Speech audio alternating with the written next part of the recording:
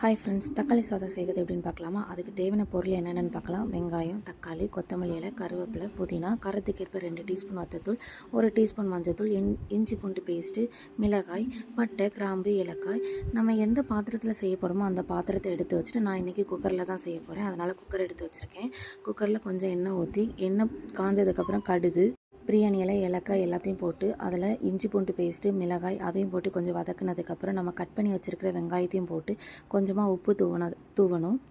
அதை கொஞ்சம் கிண்டி விட்டதுக்கப்புறம் தக்காளியும் நல்லா கிண்டி விட்டதுக்கப்புறம் நம்ம கட் பண்ணி வச்சுருக்க புதினா, கருவேப்பிலை, கொத்தமல்லி இலை எல்லாம் போட்டு நல்லா கிண்டி விட்டதுக்கப்புறம் கொஞ்சோண்டு உப்பு சேர்த்துக்கணும். காரத்துக்கு மசாலாலாம் வச்சுருக்கோம் அதெல்லாம் கொட்டிட்டு நல்லா கிண்டி விட்டுட்டு, நான் இந்த கிளாஸில் தான் 1.5 கிளாஸ் அரிசி எடுத்திருக்கேன். அதுக்கு ஏற்றாப்புல தண்ணி எல்லாம் எடுத்து ஊற்றி அதை கொஞ்சம் தண்ணி கொதித்து வந்ததுக்கப்புறம் அரிசியும் போட்டு குக்கரை நல்லா மூடி வச்சுட்டு சைடிஷ் என்ன பண்ணலான்னு பார்க்கும்போது முட்டை அவிக்கலான்னு தோணுச்சு. உடனே முட்டைக்கு அவிய போட்டுட்டு உருளைக்கிழங்கு ஃப்ரை பண்ணலான்னு சொல்லி உருளைக்கிழங்கையும் கட் பண்ணி வச்சுருக்கேன். நம்ம கட் பண்ணி வச்சுருக்கிறதுக்கு மசாலா போட்டுக்கலாம்.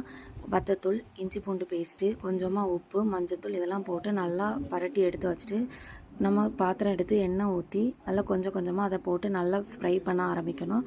2 ஸ்பேட்சாக போட்டு நான் ஃப்ரை பண்ணி எடுத்து வச்சுருக்கேன். டேஸ்ட் பார்த்தா சுவையாக இருக்கிறது. அப்புறம் குக்கரில் விசிலும் வந்துட்டு அதை எப்படி இருக்குன்னு பார்க்கலான்னு சொல்லிட்டு ஓப்பன் பண்ணி பார்த்தேன். ஓப்பன் பண்ணி பார்த்ததுக்கப்புறம் நல்லா வெந்திருந்துச்சு. அப்புறம் எல்லாம் சேர்ந்து சாப்பிட்லாம் அப்படின்னு சொல்லிட்டு நானும் சாப்பிட்றதுக்கு ரெடி ஆகிட்டேன். சாப்பிட்றதுக்கு போய் எல்லோரும் பிளேட்டில் எடுத்து வச்சு சைட் டிஷ்ஷுக்கு முட்டை, உருளைக்கிழங்கு ஃப்ரை எல்லாம் வச்சு ஃபேமிலியாக உட்காந்து சாப்பிட்டாச்சு ஃப்ரெண்ட்ஸ்.